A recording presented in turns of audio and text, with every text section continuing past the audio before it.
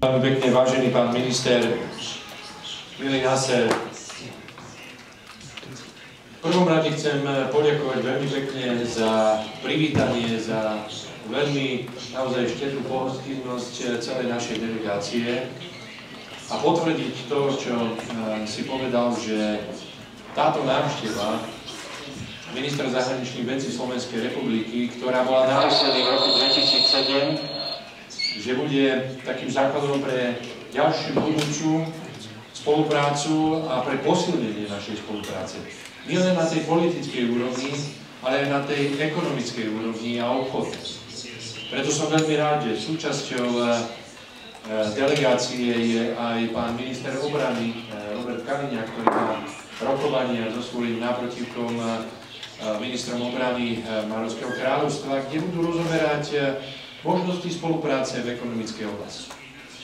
Môžem povedať, že tá debata bola veľmi otvorená a že sme sa spoločne s pánom ministrom dohodli, že tak Slovensko môže byť bránou vstupu investorov a aj podnikateľov do Európskej únie, ako Maroko môže byť zasa takou bránou vstupu pre podnikateľov do Afriky, pretože Maroko je najväčším partnerom obchodu s africkými krajinami a pozná celé toto prostredie. Čiže je tu obrovský potenciál a hlavne, čo sme sa zhodli na tom, že nevyberať množstvo projektov, ale sústrediť sa na projekty, ktoré budú naozaj zmysluplné, ktoré budeme môcť naplňať. A to si myslím, že je absolútne naša priorita, pretože sme proti akékoľvek formalite, ktorá by len vytvárala nejaké ilúzie, ale chceme konkrétne spolupracovať. Som veľmi rád, že dnes rovnako podpíše dohodu aj naše SARIO, to je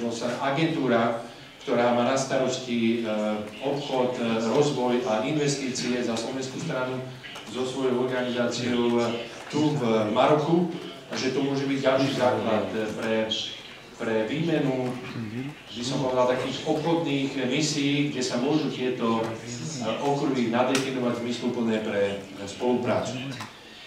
Maroko je pre nás blízke aj tým, že my ako členská krajina Európskej únie a Severoatlantickej aliancie, Maroko je zasa veľmi blízkym partnerom Európskej únie, pretože má podpísanú asociačnú dohodu, ktorá nám zaručuje nejaký komunikačný kanál a dialog. A na mnohých veciach spoločne spolupracujeme. Rovnako je to aj v súvislosti s NATO, kde Maroko je rovnako partnerom pre NATO a mnohé veci koordinuje. A čo mňa veľmi teší, že máme rovnaké postoje k veľmi citlivým medzinárodným otázkam. Viete veľmi dobre, že pre nás, pre Slovenskú republiku je dodržiavanie medzinárodného práva, podpora medzinárodného práva, humanitárneho práva tá najdôležitejšia, pretože môžete mať armádu, môžete mať aliancie, v konečnom dôsledku predsa len to medzinárodné právo je to dôležité, podľa ktorého sa musíme riadiť. A tu sa naozaj zhodneme v mnohých veciach a je to možno aj výnimočné, že máme rovnaký postoj napríklad ku Kosovu. Preto, lebo sme presvedčení o tom, že to bolo v rozpore s medzinárodným právom a že to bolo narušenie teritoriálnej integrity Srbskej republiky. Na rozdiel od mnohých partnerov Európskej únie, napriek tomu, že sme členmi, sme iba 5 krajín Európskej únie, ktoré neuznali Kosovo, ale je to pre nás princíp. Ale rovnako sme hovorili, že dodržiavanie medzinárodného práva je aj v iných oblastiach, ktoré boli a sú dnes veľmi živé. Ak hovoríme o Ukrajine, konflikte, je to porušenie medzinárodného práva.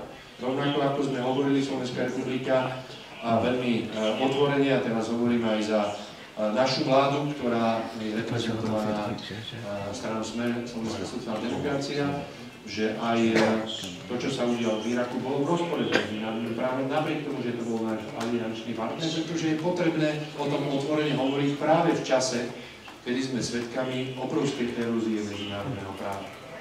A preto tu chcem aj oceniť marockú stranu, čo sa týka aj prístupu mierom a rokovaní, čo sa týka bezpečnosti a dodržiavania medzinárodného práva. A z tohto pohľadu Slovenská republika môže len potvrdiť a naša vláda a ja ako minister zahraničných vecí, že sme pripravení absolútne a rešpektujeme všetky relevantné rezolúcie, ktoré súvisia aj s témou, ktorá je pre marockú stranu veľmi dôležitá. Pretože toto je tá základňa, ktorá je pre nás dôležitá a podporujeme tento dialog, pretože diplomatické riešenie má byť ako tie najdôležitejšie a prvé. Viete veľmi dobre, a ja to potvrdím, že Maroko je pre Slovensko najdôležitejším obchodným partnerom v Afrike. Súčasný obrad je niečo cez 600 miliónov eur a myslíme si, že je tu obrovský potenciál na rozvoj, preto aj tá ekonomická dimenzia, ktorá sa odzrkadľuje aj v našej dohode.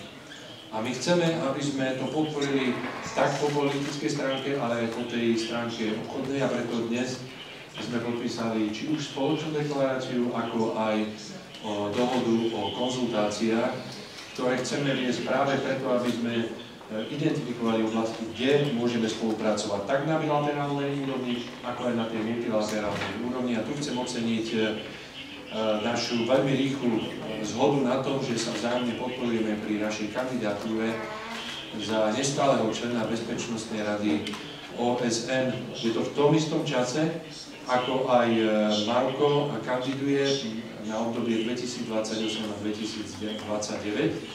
A myslím si, že aj to, čo chceme presadzovať, na tom sa zhodneme.